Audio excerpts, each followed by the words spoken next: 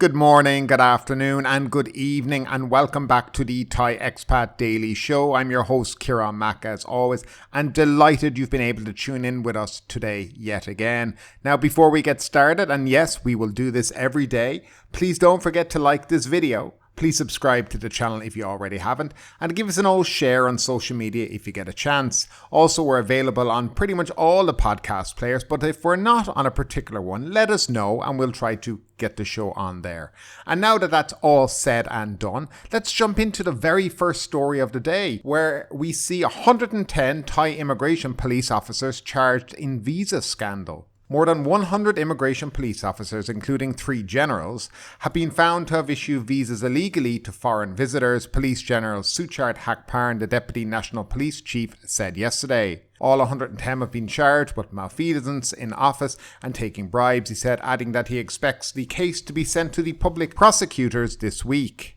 The probe into visa scandals, in which immigration police officers and several local administrative officials are implicated, is an extension of an investigation into the conduct of a handful of immigration police officers who were allegedly involved in issuing visas for Chinese businessmen Chainat Kornchananat and other Chinese businesses allegedly involved in grey businesses here in Thailand. Chainat and dozens of his associates are currently being held on remand on multiple charges, including narcotic trafficking, money laundering, and involvement in organised transnational crime. And yes, when they mean the issuing of illegal visas, they mean for Chinese people and citizens only, because that's exactly where it's been happening. Now, this stems back to raids that happened back, I think, in early November here in Thailand, where actually somebody complained about noise coming from what they said was an illegal business, and then it turned out, it actually was Chinese owned. And then the whole scandal about Chinese illegal visas being issued,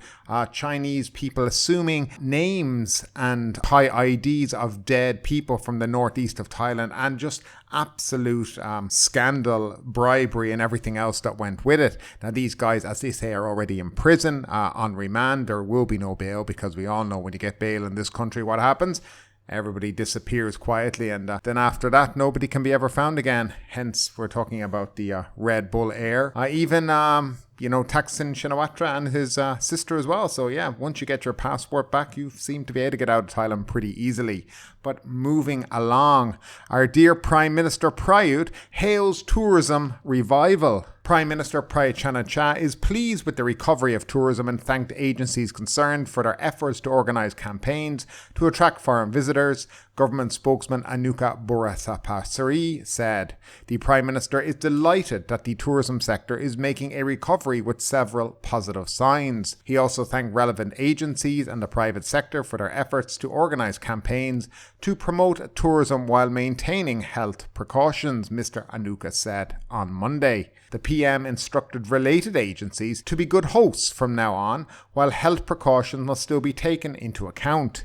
He said that General Prayut was glad that Thailand remains a popular destination among international travellers. In particular, Chinese tourists see Thailand as their dream destination after China's government relaxed travel restrictions on its citizens, Mr. Anuka said. China's reopening now allows tour companies and travel agencies to organise Chinese group tours to 20 countries, including Thailand, as of Monday. Mr. Anuka said the Tourism Authority of Thailand had pressed ahead with its China is Back strategy to attract Chinese tourists by working with the private sector to organise the Two Lands, One Heart campaign. Digital tools, worldwide platforms, and celebrity marketing have been employed to attract tourists as part of the campaign, while efforts have been made to resume and increase flights in response to Chinese travel demands, he noted.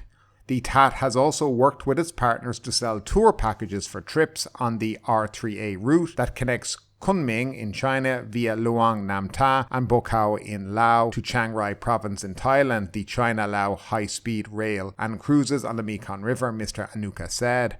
A tourism promotion event will also be held this month to allow the Thai and Chinese private sectors to discuss tourism promotions campaigns.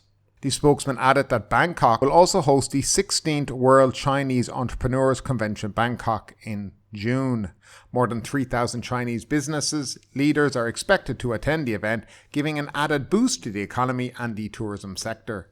According to the Thai Chinese Chamber of Commerce, the meeting will be held at the Queen Surachate National Convention Centre from June 24th to 26th. Meanwhile, the first tour group from China arrived on a flight to Don Mueang Airport on Monday, said the TAT Governor Yuttasak Supasorn. Spring Airlines Flight 9C7419 landed at Don Mueang Airport at 8:05 a.m. from Guangzhou with a group of 40 tourists. And yes, we went through the rest of that. They're expecting something like 150, 200,000 tourists from China in February alone this year. So we'll see if they actually get to that number. But in general, let's not dwell too much on Chinese tourists. Tourism in Thailand seems to be doing very, very well. Now, if you're in Phuket though, and you're an expat living here, or you're somebody working here for quite a long time, you're nearly craving the days of COVID when the roads were half empty and you can get from A to B in a reasonable time, because right now Phuket is an absolute mess. But this comes from the lack of investment in infrastructure, in public transportation, and stuff that we have talked about in this show a lot over the last couple of years. Nothing has improved from the Phuket government. They've really done nothing to improve any of this. And this is why traffic is so, just absolutely horrendous at the moment. The main road, Tepkasatri Road through central Phuket is regularly jammed. They've built extra shopping centres on it with no thought for how traffic will go in and out. And that's just around the Heroines Monument. If you know this kind of an area, they built a new Robinson. And it was bad enough before they put a shopping centre there, but they had no thought as to how the traffic, will get in and out and how motorists will deal with all this. And this is part of the problem with planning on a small island, is there is no planning. It's just build, build, build. Every green space, let's put houses on it, or hotels, or car parks. There's no actual green space anymore for people to mix in. And this is continuing on here in Phuket a lot. And things do need to change, and a more pragmatic approach to tourism needs to happen. During COVID, we heard a lot about how Thailand was going to offer this sustainable tourism. And the plan was to have kind of lower numbers, but spending more.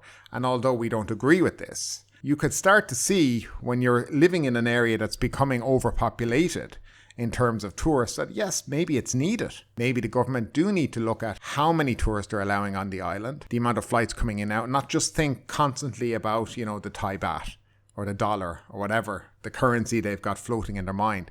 Things can be better, should be better for people who live there too. An awful lot of Russians currently in Phuket, and I see a lot of people complaining about them on social media. You either like them or you don't like them. That's entirely up to you, I was in Central Festival last weekend, and I can honestly tell you the only voice and sounds I could hear was of Russian accents, and that was it. And there's an awful lot, and it's a big turn-off for some people. So, and some, we can understand that, especially with the Ukraine-Russian war. A lot of Europeans may not, would not be on the side of Russia, let's say, and would think maybe they shouldn't be, parading around in Thailand on holidays, etc. And that's a viewpoint of a lot of people, and other people who would say, yes, if they want to go on holiday, they can go on holiday. But that's, entirely up to them. But yes, that's currently the state of tourism here in Phuket. Very busy, overpopulated, and very hard to get around, and I don't know what the attraction is for tourists with that. But nevertheless, we'll move on to the next story, and it's actually quite an interesting story. A vote on the media ethics bill was adjourned due to a lack of a quorum. A lack of a quorum forced the joint sitting of the Thai Parliament today to adjourn before a vote on the media ethics bill, which is widely opposed by media practitioners who fear it would restrict media freedoms. Opposition MPs raised strong objections to the bill, which seeks to set up a media ethics council, the proponents of which believe will ensure media independence at the same time promote media ethics. They argue that the bill is out of sync with the current media landscape and political environment. The media was endorsed by the cabinet earlier last year and classified as an urgent agenda that requires deliberation in a joint parliamentary session. The bill claims to promote press freedom, but on the contrary, it will essentially lead to media control, said Natawut Bopatum of the Move Forward Party. Jira Sahongsap of the Pheu Thai Party said the bill had its roots in the agenda of the National Council for Peace and Order, the military junta that seized power in 2014. The now defunct council initiated a series of reforms as part of its urgent agenda, which included the media. Major media professionals organisations have also come out to oppose the bill, which will require all media organisations to be registered with the council and to comply with the ethical standards. Though the council would have no legal power to penalise media professionals or organisations that breach the code of ethics, it can issue reprimands and impose some form of social sanctions. Senator Somchai Sawangkarn, however, voiced support for the bill, which he said should help enforce media ethics. We have to admit that the media have problems with ethics and need to be held accountable, said Somchai, himself a former journalist. Another senator also defended the bill, which he said should make the media more responsible. I don't see anything in the bill which would curtail press freedom, he said, noting that the bill does not empower the proposed Media Ethics Council to penalise media for breaching the Code of Ethics. Its only power is to reprimand or to put on probation violators of media ethic. The media people only talk about press freedom but hardly talk about responsibility, he said. In defending the bill on behalf of the Cabinet, the Ministry of the Prime Minister's Office, Tanakorn Wampukanchana, insisted that the government had no intention of interfering with the media. The bill is not designed to pave the way for interference with the media, but to promote media ethics, he said. This is the first time that there are attempts to regulate the media through a statutory instrument. Thai media have been using a system of self-regulation to enforce media ethics, but its effectiveness is often questioned. In their debate, opposition MPs called for a vote on the bill to be postponed to allow more public debate on it. Parliament President Chuan Lek Pai, however, had to order the session adjourned as there was no quorum present. It was the fourth time this year that a House session had to be adjourned due to a lack of a quorum. It's still unclear when or whether the Parliament will call for a vote on the bill during its current session, which, according to a royal decree approved by the Cabinet today, will end on March 1st. Yeah, so it looks like pretty much the government have been, actually nobody's been doing anything in Parliament here for the last 4 to 5 months. There's never enough people to actually get votes through, so they've all pretty much gone on strike. But I think a lot of it has to do with the fact that they don't want major decisions being made at the tail end of this government's kind of reign. We're going to have a new election, or an election soon, a new government coming in, and I think probably any important bills should be left to that new government to decide upon and to put through Parliament, for the next forthcoming 4 to 5 years, and that's certainly a government which many people believe kind of have curtailed many people's freedoms over the last few years, including probably the media's and other people's freedoms. I think it's probably a wise thing to just let it go to the next government and let them put it through Parliament, if they so choose to, of course, and they may not. So entirely up to them, I guess. They'll have the mandate and they'll run on their mandate and people will say what they want and don't want to see. Now, Phuket tour company's license suspended after employee attacks a Chinese tourist. A tour company in Phuket has had its operating license suspended for 6 months after one of its employees allegedly attacked a Chinese customer. The female employee was summoned to Karan District Police Station on Monday to acknowledge charges of assault and carrying a knife in a public place after the victim posted on her Facebook page that she was attacked by the employee when she went to the tour company to demand a 5,000 baht refund after the company had failed to arrange a sightseeing trip to Simian Island for her. The alleged assailant is expected to be indicted in the Phuket District Court today. The incident prompted Phuket Governor Narong Wonsi to call an urgent meeting yesterday with relevant agencies to prevent a recurrence of the incident, as it may tarnish the image of Thailand and in particular Phuket. As if the images can't be much more tarnished as it has been over the last month. The government said that the Chinese consular office in Phuket had been informed of the action taken by the Thai authorities. After the meeting, Tourism Authority of Thailand's Tourism Business and Guide Office ordered the suspension of the operating licence of the tour company in question for 6 months. Officials said the company could face a fine up to 500,000 baht over the incident. I think fair enough. There's too many agencies that suddenly don't want to give refunds anymore, especially when things go sideways. So you book a trip, can't go on the trip for, maybe it's cancelled for bad weather, and they're very, very quick or slow. They're very, very quick to tell you no refund and very slow to return it. And I think there should be rules and laws around this as well. And finally, moving along, and finally our last story, which is an interesting story. Now, this happened a few months ago, but we're finally getting updates on it, and it's about a backpacker slices her face open in moped crash during her holiday in Thailand. Emma Lewis crashed her vehicle through a window and needed 56 stitches after slicing her face open from side to side. A backpacker's trip to Thailand turned into a holiday from hell after she crashed a moped through a window, slicing her face open from side to side. Emma Lewis, 24, lost control of the moped and crashed into a house window, while on the way to go snorkeling on Koh Phangan. A taxi driver came quickly to her aid when he witnessed the aftermath of the crash and drove her to a local medical clinic. Emma's injuries included deep cuts on her left shoulder, right thigh and knee, as well as the wound to her face and several tendons in the right foot. She was x-rayed and packed with gauze before being taken to Bangkok Hospital, Samui, via 2 ambulances and a speedboat. She was treated with 56 stitches, racking up at £20,000 in medical bills before returning to the UK for a skin graft on her foot.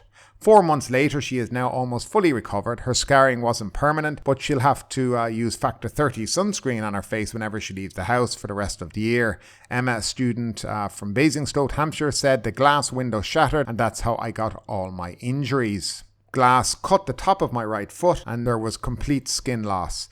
The wound was 5 centimeters by 5 centimeters deep. You could see inside. They need to take skin from my left hip to cover it. It was like something out of Halloween. It was horrible. The operation in Thailand alone would have cost £10,000 as well as stitches and 7-day stay. The nurse was really nice, but they kept coming into my room at 2 a.m. with a card machine. After coming down from the adrenaline, Emma struggled with the language barrier. The communication was quite hard. There was a lot of Google Translate going on, she said. As a vegetarian, I struggle with the food as well. It was a struggle having to eat tofu and rice every single meal." While waiting to be flown back to London for surgery, the added pressure of a potential £20,000 medical bill added a lot of stress to Emma's situation, she added. "Every day was like, you need to pay the bill, you need to pay the bill. I did have insurance, but the company was really bad at communicating." With the help of her father, Dave Lewis, 56, Emma was able to cover the bills before being reimbursed by the travel company. "It only cost £200 to take the policy out, and it saved me over 20 grand in medical bills," she said. "I posted it on TikTok in the hopes that someone might see it and decide to buy travel insurance too. If you're going to be riding mopeds in Thailand, make sure you're covered. Always wear a helmet. And make sure you're renting. It might seem like a lot at first, but £200 is worth it when it comes to this situation." Now, a couple of things on that. Good advice from Emma. Of course, she forgot to mention, make sure you actually have a driving license for that motorbike and you know how to drive a motorbike before you head off in it. Because most insurance companies, as we all know, will do their very best to make sure that they don't have to pay, and they'll look for every reason not to. And the first thing they hear when people in Thailand crash in a motorbike accident is, "Do you have a motorbike license?" Because we want to make sure you're legally on the bike. If the answer is no, more than likely you're not going to be covered. I'm curious if she actually did have a motorbike license. Sounds like she did because they paid out, or maybe they paid out because of her TikTok video and the fact she got so much exposure via the media, and the insurance company didn't want to be, looking like kind of assholes in all of this. But to me, it does seem that she was not experienced on a moped, the manner in which she crashed. It also seems, I'm not sure what kind of policy she had that would cover her for a moped accident like that, and maybe not having a license. But it'd be interesting to find out if she did have a license. I don't know if they're reimbursing her as well. That's another thing. You should always try to deal with insurance companies that work directly with hospitals, because the last thing you need to be doing is paying out in advance and getting it back from your insurance company. Now, a lot of insurance companies, travel insurance companies, will work directly with the hospital in general. If you go in there, they'll have relationships with that. And the thing is to find whoever your company is, maybe from the UK that you've insured with, who their representative company is in Thailand, because most of them do have representative companies, maybe not the same name, but it'll be another company here in Thailand. And that's the best way, in my opinion, to make sure that you don't have to pay anything, is to get that set up straight away. She was in there for 7 days. I don't think it would have been a huge issue to get her insurance to have it probably paid, or at least a guarantee of payment from the insurance company. I think that's mostly what the hospitals want, is a guarantee of payment. And once they get that, you should be okay. I'm not 100% sure what's happened in this case. I'm just reading this from a couple of articles online, which a little bit vague, and obviously her story was probably slightly different from the truth as well. But nevertheless, she was lucky that her £200 covered her. As I said, I don't know if she actually had a motorbike license, or did they even think to ask, did you have one? As I said, they may have come to the conclusion that for PR it might be better to pay this out rather than, face the wrath of the media and public opinion. But nevertheless, that is the story. And the advice is, if you're going on holidays here to Thailand, ensure you have travel insurance. And if you're riding a motorbike here in Thailand, make sure you have the proper license. A international driving license for a car is not good enough here in Thailand. You need an international driving license for a motorbike. And that's it for today, guys. Hope you enjoyed the show, and we'll see you all again during the week.